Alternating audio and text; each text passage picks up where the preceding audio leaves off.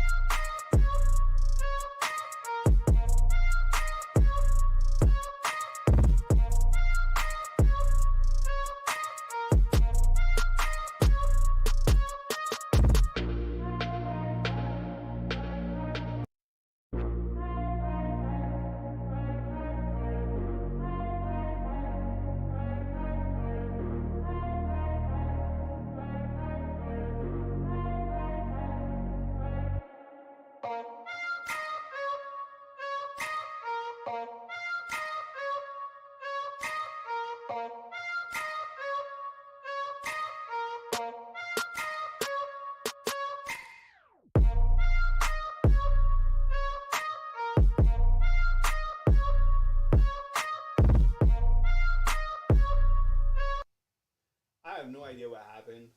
Somehow we got disconnected, so sorry about that. We are just talking about the offensive line, and then boom, something happened. So look, I don't control the internet. The internet is undefeated. So our chat is undefeated, and so is the internet. So volume is low. Test, test, test, test, test, test. Audio. Oh my goodness, what's going on now? All right, 1 second.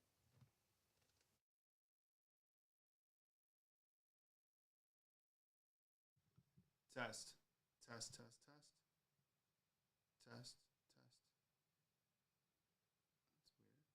Test, test, 1, 2. All right, 1 second. Sounds like all right. 1 second.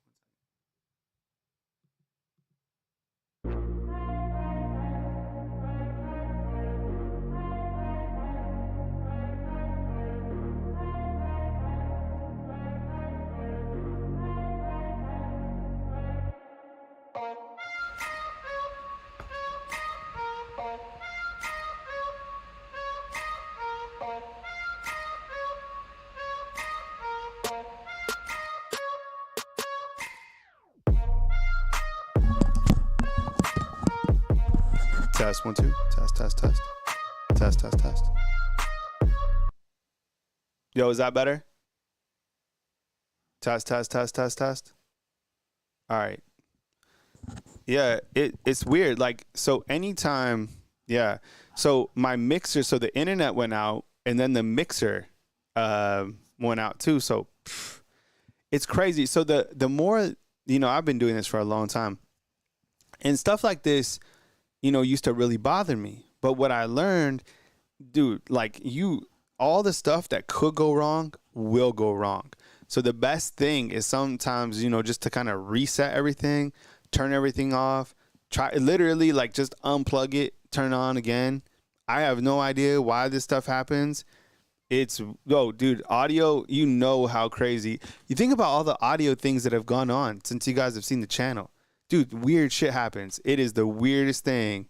It's just kind of like life. So while I let everybody get on, the crazy thing, so like the other day, I got up early. I always do, right? And I go to my workout. Same thing, very routine type. I'm super regimented, right?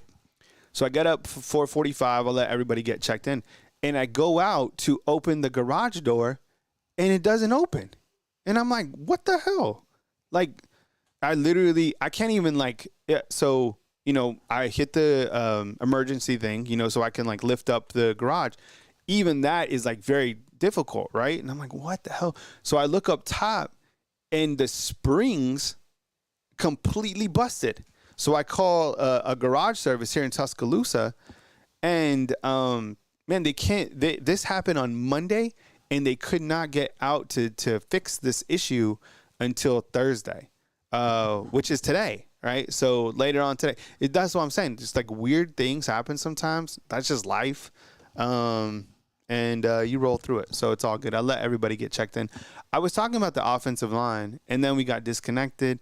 I don't even know how that happened. So a couple different issues today, but we back in. So appreciate you guys joining for part 2. I don't know what happened with the audio earlier in the show. Things happen. I'm not going to trip on it. As I was talking about, here's kind of a snapshot at the Alabama offensive line. I don't know if this will shake out to be the offensive line. I hope it is, at least to begin the season. You give Welcome Formby a shot. You put Caden Proctor back. Like, stop playing. Like, he's the guy that should be there. He already said that he understands the grass isn't greener. Elijah Pritchett, has an opportunity to work himself back in. That young man's been through a lot. He's made some decisions that I'm sure he's not happy about, but you got to push through it, right? I mean, you make bad decisions. Things happen in life. You continue to push through. No one's giving up on him. You continue to go through, and I hope you guys continue to support him as he continues his growth as a young man. I like this offensive line setup. You're anchored by 2 of the best guards in all of college football. You have what I feel is an NFL, tackle with Caden Proctor. Welcome for me. Let's see what you got, man. You're a hometown guy right out of Northridge High School. The right tackle position is open for grabs. So McVay's going to be right there. He's a monster. I don't even know if Pritchett can play on the opposite side, but I think it'll be a hell of a battle. And that's kind of a position battle going into this season. Here's kind of a snapshot I think I showed of the offensive line in general, and I'll go full screen on that so you guys can see that. See what I'm saying? Miles McVay, 6'6", 350 pounds. I don't know if he can play right tackle. I would assume he could. And then I don't know where we were talking about this Jarvis the other day. Like, I don't know where Geno Vandermark's going to play. I would imagine guard, but like I think you said that I saw this as well, that he could potentially be another center. So I think there's and you can't forget about Rock Montgomery either, right?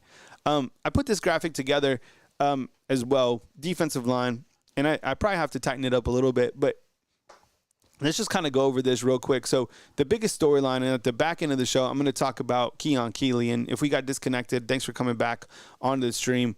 So let's kind of just start up at the top left of this graphic and then work our way all the way down to Isaiah Faga.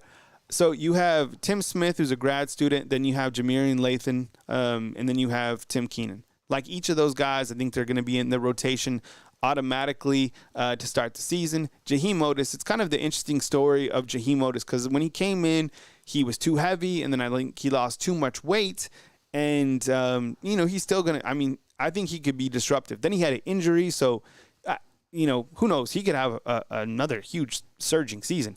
Damon Payne, big dude, as you can see, 303 pounds. LT Overton is a transfer from Texas A&M. James Smith, people really love James Smith and have high hopes for him. Keon Keeley, we're going to talk about him now, a part of the defensive line.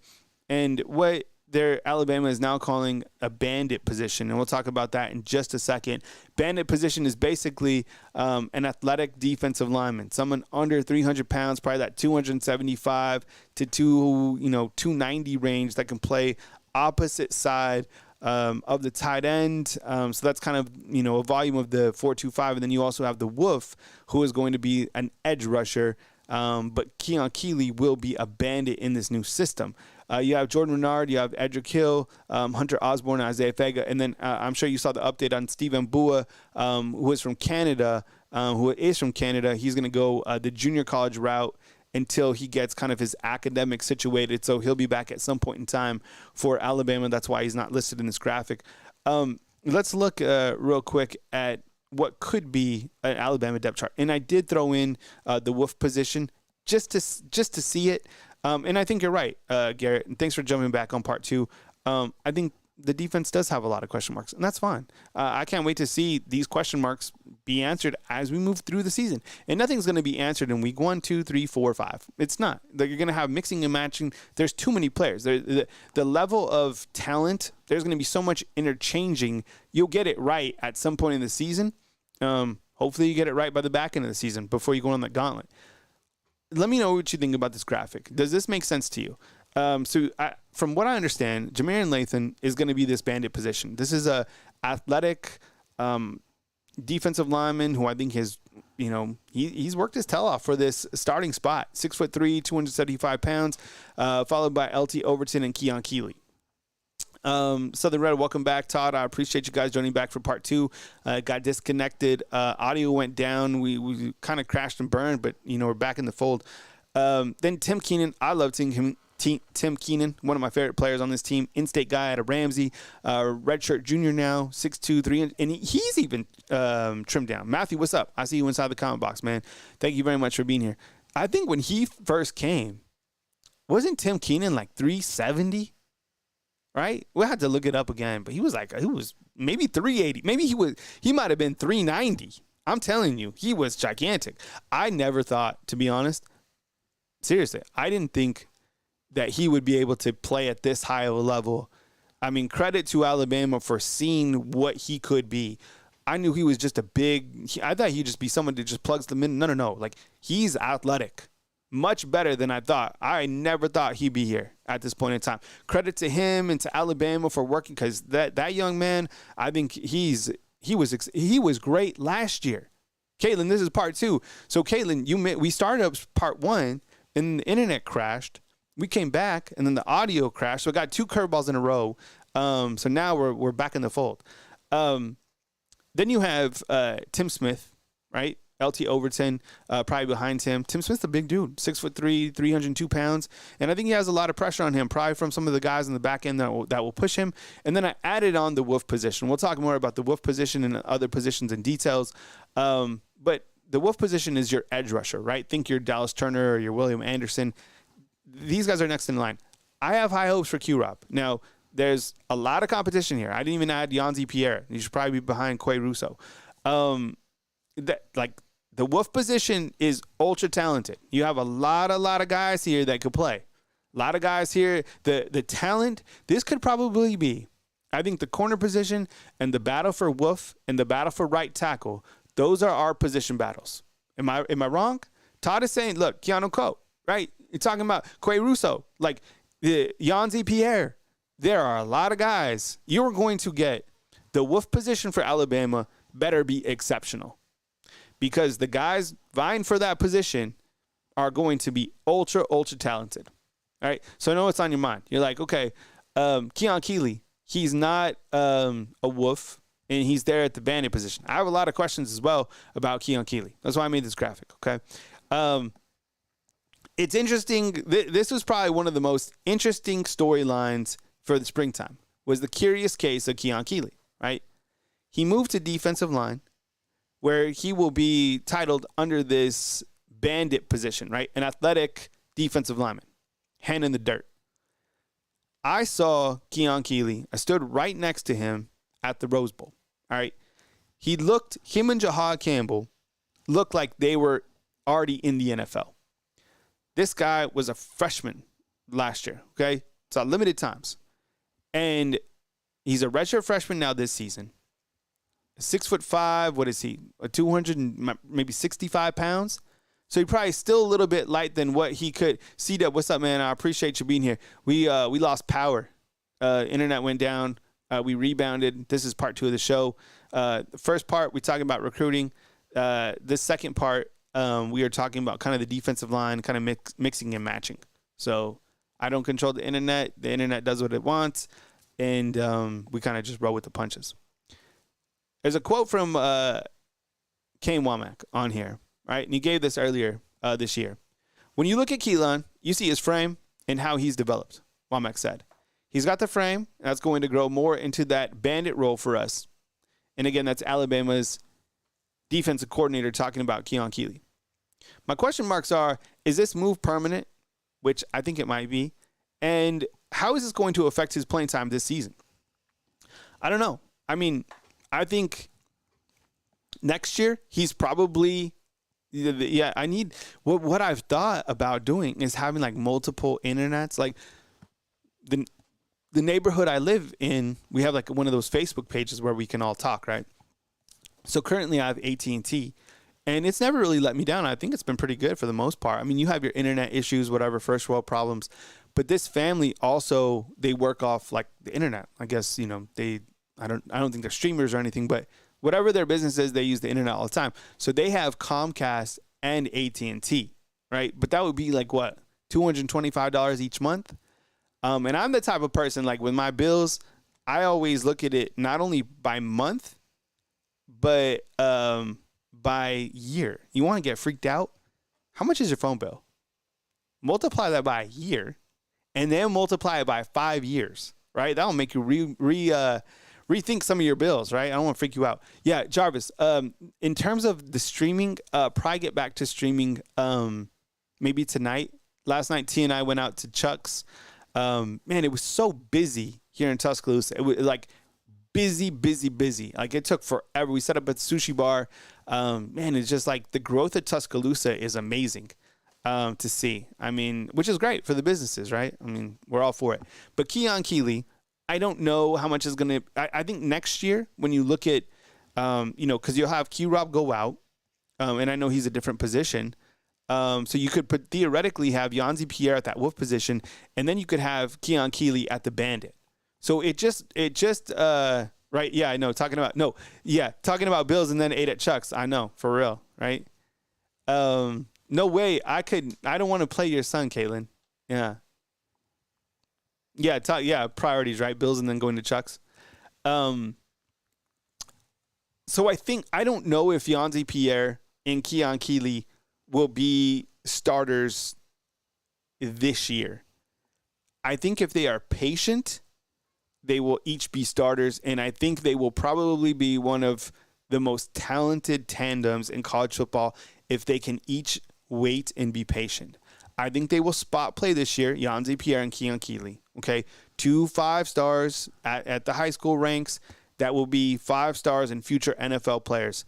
If they can just be patient this year and continue to roll with this system of, Coach Kalen DeBoer's new system, I think they will be fantastic in 2025. I'm talking about the top. Henry, what's up, man? It's $2 spot, man. Right? You guys see what I'm saying? Just be patient. You have one big year, which will be next year, where these guys will absolutely go off. So it's kind of just a waiting game. And as you know, like these guys are going to be hit up. People are going to slide into their DMs and say, you can come over here and play, with this next season, whatever. You got to just chill, right? Todd, I appreciate you being here, man. Could be an exciting recruiting weekend. Thank you so much, man. Hit us up on the next show. This is part 2 of this show. The first show went down. So kind of to recap the show before you guys bounce out, I got to bounce out too. We went over the NCAA football ratings, which you could find on EA Sports website. Jalen Milroe disserved with only a 90 rating. We talked about this. Was a brilliant moment yesterday with Jalen Milroe, Tyler Booker, Caden Proctor, and a whole ton of other Alabama players went to the Alabama Children's Hospital and hung out with everybody there. All smiles and love to see it. It's bigger than football, which you always talk about. Derek Meadows is committing on Saturday. We don't know where he's going. I asked you guys where you guys think he's going. The poll actually had Alabama as the favorite between Notre Dame and LSU. Caleb Cunningham, no timeline for him, but I think at some point in time he will announce his decision, and I think he is an Alabama lean, as you could see. I asked this on the beginning show, Derek Meadows, Caleb Cunningham, or Khalid Lockett. There was a lot of A's and B's within the poll. Took a look at the offensive line, kind of the overall snapshot. You can rewatch this on part 1 or part 2. And we took a look at the big boys right here, working from left to right. You got Parker Brailsford, Joseph Ionita, William Formby, Tyler Booker, Caden Proctor, and Olas Allen. And I pointed out these guys already look nice and trim. I don't think that guy is 5'2" in this photo. And we looked at the Alabama offensive line depth chart. Let me know if you guys agree with that.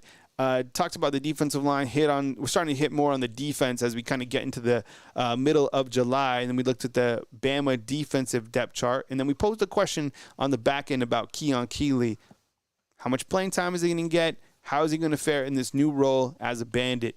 So that's what we covered today on Bama Football on YouTube. Look, fam, I appreciate you guys. Thank you so much. C-Dub, Jarvis, Caitlin, Todd, Coltrane, I appreciate you inside the comment box. Henry with the super chat. Everybody on the back end of part 2, Wealthy Future, Southern Red, Matthew Minton, Clint Eastwood.